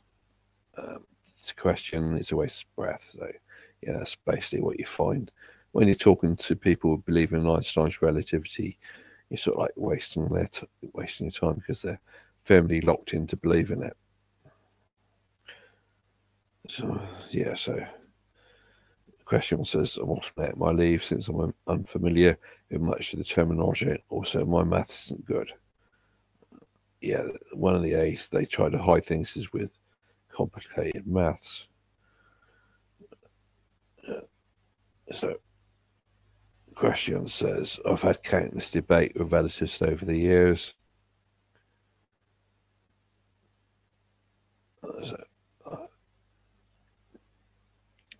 Shockwave says, no, we can change their minds with new data and experiments that disprove them, or new theories that show the same, but looking at the universe from a different point of view. And I don't think that works. New experiments just get interpreted the same way from relativity. So, and they say it is. Professor Harlem says the terminology is useless, and I say Ian's putting his hand up there. Okay, at the stage. Okay, hi. Hi, hello, Ian. Hello, Roger. Okay. I've been watching some of this actually on the media, but I've just come in now. Yeah, excellent. Okay. Yeah, I just found the conversation going on there with Harry and so on quite interesting. But I just have this doubt. I'm quite happy to concede that the media all over the world is deliberately fudging things. One example is, say this climate change business. They wanted to show that all the glaciers in Antarctica were melting. So what they did is they transposed some video of a polar bear on an area where there are no icebergs, just some sea or some ice, and they transpose that with the main area of Antarctica, and said, you see, that's what's happening. So it was a complete fudge, and it was a complete fabrication. However, I find it hard to believe that the vast majority of the mainstream people, all these people with qualifications and high jobs and so on, are deliberately falsifying what they believe in. In other words, if they're saying to themselves, goodness me, I know this is a complete sham, but let's pretend that it is. I think they've convinced themselves that special relativity is absolutely correct. And they've convinced themselves that the experimental evidence does substantiate it. Now, they're wrong. Let's say they're wrong, but they've convinced themselves. Like people believing some sort of spiritual or religious system. There's thousands of different systems around the world, and there are people who believe absolutely that their system is right and every other system is wrong. Well, I think people generally can convince themselves of that based on faulty evidence. They don't have to be accused of deliberately fraudulently say that they believe something which they don't. So I just wanted to bring that point forward. Well, how he was trying to say it was fraud. I was prepared to say that they're fudging things, they're bodging things, and that they don't interpret that as being wrong. So it's a conscious act of saying that I'm deliberately going to do something. They just think their method of bodging things is a way to do things. So it's a difficult thing. I think there are some who probably do have doubts. I think I mentioned in the past a professor who said to a research student who reported to me subsequently that he said, goodness me, he thinks there perhaps is an ether, but it was as good as his job was worth to admit it, so he had to keep it secret. I think there are some instances of that. But I think the vast majority of people, they've stopped themselves thinking. So, for example, when something like the Sagnac effect, or I think it was Stefan put a comment in here somewhere, that the Wang 2003 experiment and the in 1925 Michelson Gale disproved relativity. Well, on the face of it, they would seem to a logical thinker. But the people who argue against that, they've actually convinced themselves that what they've been taught, and therefore their views, are so correct that they're not being fraudulent. They're just being inventive, and maybe they are introducing other parameters to massage their system into what they want to believe. But they've convinced themselves. It's a capacity of the human mind, unfortunately, to convince itself of erroneous views for emotional reasons, or for advancement reasons, or because that's what they were taught. And unfortunately, in what should be one of the most objective arenas of human endeavor, namely physical science, the same applies. Yeah, the people who are doing it have convinced themselves that you've got to make amendments to theories or put add-ons to it. So then they convince themselves that relativity is correct, because you look at the Sagnac effect, you've got to do an add-on to relativity to get it to fit in with that, and then they think they're correct. They think they've confirmed relativity. At least a body like the BBC, they've said, yes, put our hands up. We did put these pieces of video together, which had no relationship. So we resign. We're going to have heads roll. Well, they sacked them for if they were following the same principle as these scientists, they'd say, no, we didn't do it. It's only apparent that we did it. Here's some other parameter which makes it look as if we did it, but we actually didn't. Yeah, that's what the scientists are doing. It's actually worse. The media are dishonest all over the world, and they're fabricating things. That's true. But the scientists in general, apart from maybe a few exceptions, have convinced themselves that what they're doing is not fabrication, that it's actually correct reasoning. Yeah, and I think the same thing. With the BBC and the Trump thing, I think the BBC have been doing this bad behavior for decades. It's just only somebody like a big name like Trump can actually take them on.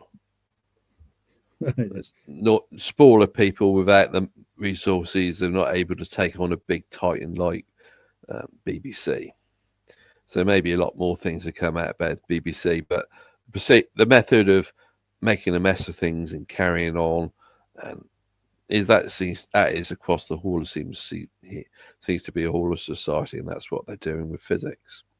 And there are even more subtle things.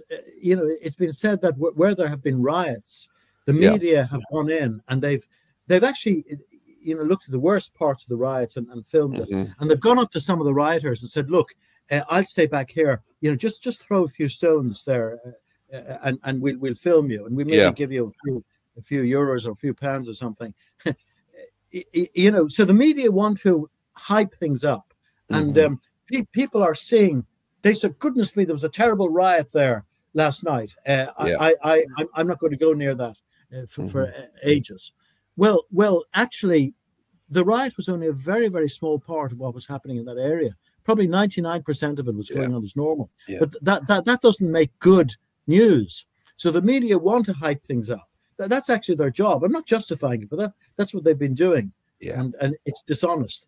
The scientists are, it's actually a religion. It's relegato. You've bound yourselves together to a system of belief, whether it's special relativity or whether it's a particular doctrine, and you will not brook any resistance to that. So you don't have to convince yourself that or you don't even have to be honest enough to say that it's possible that I'm wrong. You're absolutely right. So you've convinced yourself that you're absolutely right. Yeah. And therefore, in one sense, are you being dishonest? Are you fabricating things? Well, from an objective outside point of view, yes, you are. But from your own point of view, you're not. Yeah. So it's very complex. I think we have to get human psychologists, to deal with this whole thing. A lot of it, though, is with Einstein. He sort of like he was changing things to what the existing physics was and special relativity, but that still wasn't a complete theory. And then he started playing around with what was the Eknoff theory, which wasn't proper either. And then he came up with general relativity, and it was just not quite complete either, because he was saying things that were wrong. So it was all just a process of him changing his mind a lot and making amendments. And so the mainstream has sort of like adopted that way of doing things. That was his way. And it's a very good example, Roger, of a psychological phenomenon. I mean, if in time this is seen in its true light, one will say, well, what happened at the beginning of the 20th century was very, very interesting. We had, a view that we wanted to get rid of the past, the classical ideas. We had new ideas coming in. We had a cult of the individual. We worship these very great Einstein, and then there was politics coming in. The Great War and so on, and Eddington and so on. It's actually a fascinating psychological episode, and if it ever could be realized, and maybe an account could be written of it or a film could be made of it, maybe in 100 years' time, I think it would be fascinating. Well, they got films like Oppenheimer telling you about making the atom bomb. And the interesting thing about the Manhattan Project, when they're building the atom bomb, that's when they decided certain things in physics had to be kept secret, because before that it wasn't really, it was just really an open arena for you could say whatever you liked. And then you had brought in all these after that, brought in things like from the Operation Paperclip, German scientists, and sort of like the NASA program, and so things have become secret physics, which was not published then in the mainstream. So it's all fascinating thing about how they cover things up. You could just you sort of like you just cover things. You just say some things are top secret, and you're not allowed to talk about it. Yeah, that was all part of the narrative, indeed. Yeah, I think maybe one small example of a slight departure from that might have been the Copenhagen. I don't know if you saw that. I saw that played actually. Where they were saying, well, look, there's a difference between Niels Bohr and his pupil Heisenberg. Yeah, and maybe Heisenberg. They didn't come out one way or the other. One time they said maybe he was destroying the German chances, or on the other hand, maybe he had other ideas. So they left the thing open without putting a narrative upon it. I think Heisenberg was trying to form a conspiracy where he would stop the Germans developing the atom bomb, and he was trying to agree that with Bohr. Well, it's from his point of view, but Bohr panicked, like, oh, the Germans are trying to build an atom bomb. The only reason I think that's possible, but I have a question mark there, because that would satisfy the narrative, that you talk about the Operation Paperclip, that it's jolly good that the good side got the atom bomb first and so on. But Heisenberg wasn't such a bad fellow after all. We can rehabilitate him, and maybe he was destroying the German chances. So it's a bit of rehabilitating him. In the same way that they might rehabilitate someone like Werner von Braun. Towards Heisenberg, he stayed with the Nazis. if I pronounce that properly. So he wanted to show he was a patriotic German by staying with them, when a lot of the physicists like Einstein were running away to America. So unfortunately, he didn't go with Einstein. So he is trying to be patriotic by staying with them. And then they come up with all the Nuremberg trials and how evil the Nazis were. So he got smeared with all that sort of thing. You're supporting some evil regime. And then, so after the war, Heisenberg then did write a lot of physics stuff. He did propose a unified field theory, but the mainstream just wanted to ignore that. They didn't want to get involved with him again.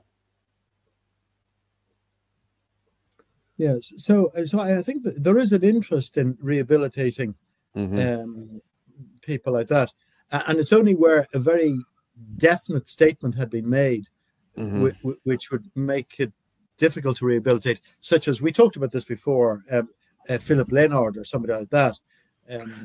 But he was opposed to Einstein.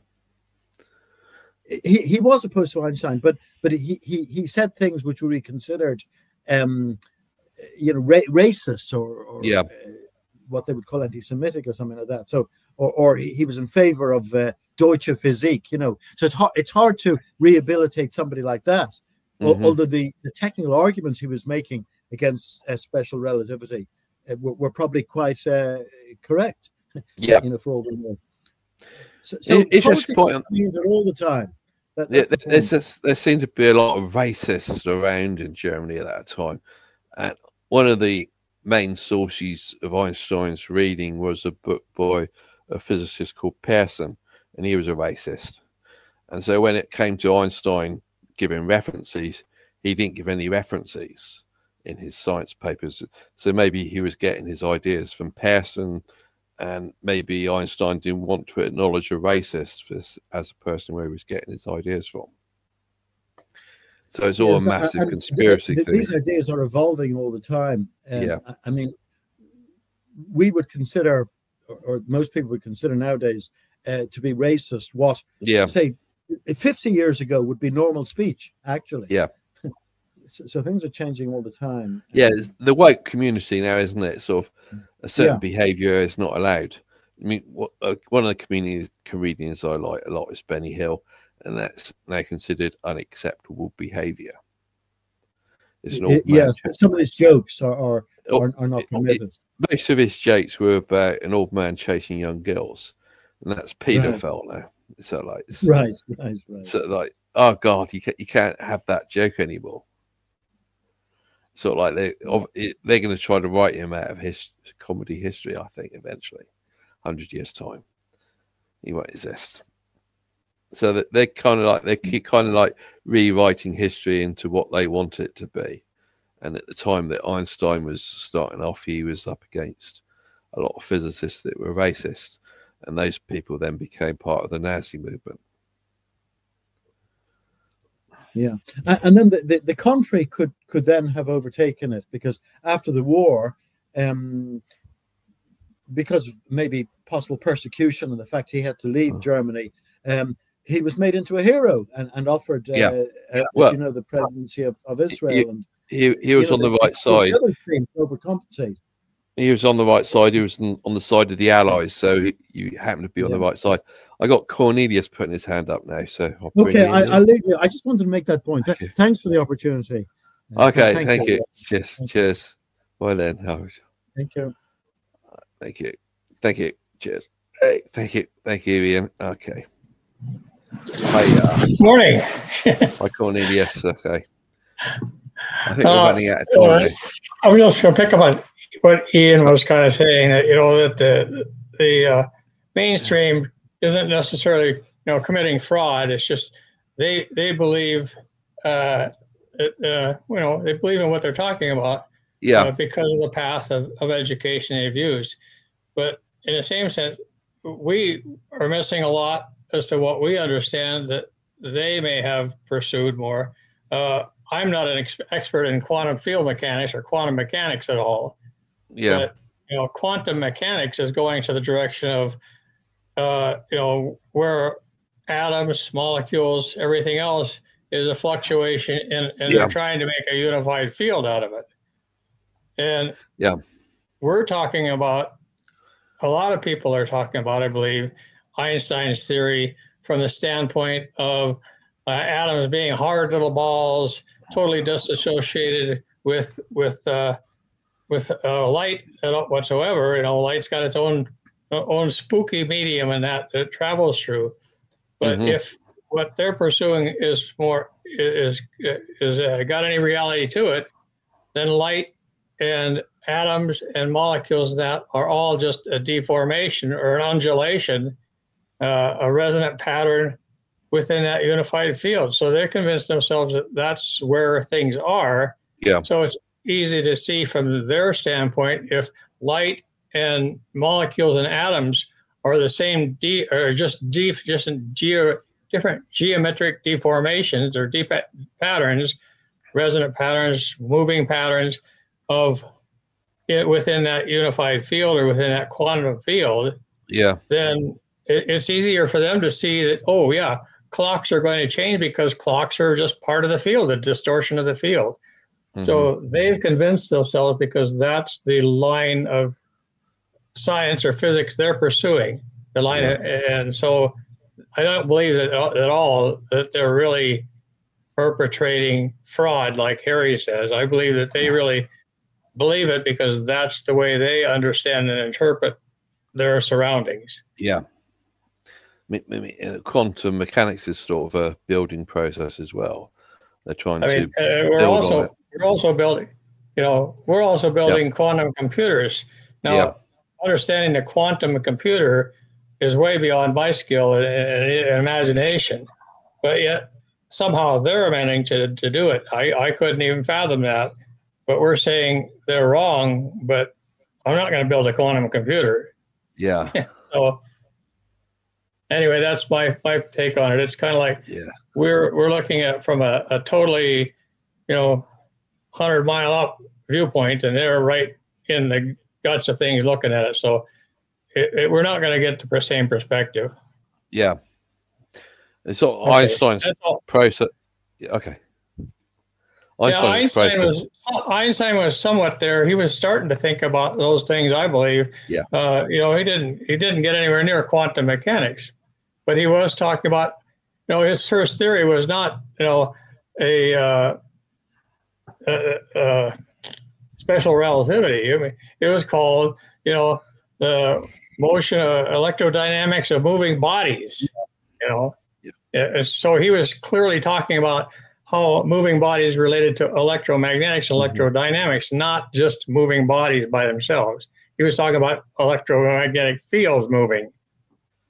So it's a different perspective than a lot of us take. Yeah, it's all right. He talked about the relativity principle, and that's what the theory gets named after. But quantum mechanics. I by no means understand the mathematics and all the details of special relativity, general relativity, and I'm not going to argue one way or the other. But from their standpoint, and we're looking at it from that standpoint, the postulates of special relativity to me makes sense because of that viewpoint. But I can't get into the depth of understanding it from mathematical standpoint. Yeah, well, one of the things I complain about is the postulates that Einstein has seems to be ambiguous. And what would make it clearer to me what it meant was if he wrote an equation for what those postulates meant, but he doesn't do that. Yeah, see, that works for you because you understand the mathematics. For me, the words he used make sense because I visualize things more. Yeah. So, from the standpoint of that, I read the words that he, said at the end of I don't see how it connects to any mathematical equation. It's just ambiguous. Yeah, and I wish I could tie that mathematics together to my visualization, to my ability to see it. When he speaks to it in his talk in Netherlands about his last paragraph really sticks to me. about what he's talking about, ether being there again. And I believe he really didn't say it was gone. He just said it. 1920, you mean, when he was 1920, exactly, yeah. Yeah, he seems to come back to it. Yeah, well, and he seems to be that way. And I've discussed before about, well, did he really say or not say? And you know that because it was about the word superfluous that you and I discussed for a while. Yeah. Is he really saying that it doesn't exist anymore, or is he saying, for the purpose of these mathematics formulas and stuff like that, we don't need to consider its existence? So it's a matter of interpretation, and either way it works. He didn't clarify a lot of people. He didn't clarify my view as to what he meant by superfluous when he said it was superfluous. Exactly. Yep. Yeah, and unfortunately, he's not here to ask anymore for clarification. Exactly. So we have to. But the problem was that at the time, when people could have asked him to clarify things, he was getting involved with these people who argued against him, who were considered racists. So he didn't want to engage with them. So, well, I don't know if we got much more time. I guess we're out of time, so I should probably let anybody else talk if they want to. But okay, thank you for joining us. Thank you. Cheers. Bye. Okay, thank you. Just bye then. Right. So I'm back again. So I'm sorry I can't get to any more comments on the comment stage, or whatever you call it. So get back to, I'm running out of time now. So basically, what I managed to get ChatGPT and AI to agree that what Mohammad Khan was saying was a valid point of view, even though it's wanting to say that Khan's got some mistakes. And we end up with this problem of Star Wars, where things can look different from different points of view. So the mainstream wants to take the point of view that what they believe is correct, and they're not really open to consider different points of view. And that's the big problem we have in criticizing Einstein's relativity. The mainstream are locked into believing what their point of view about things.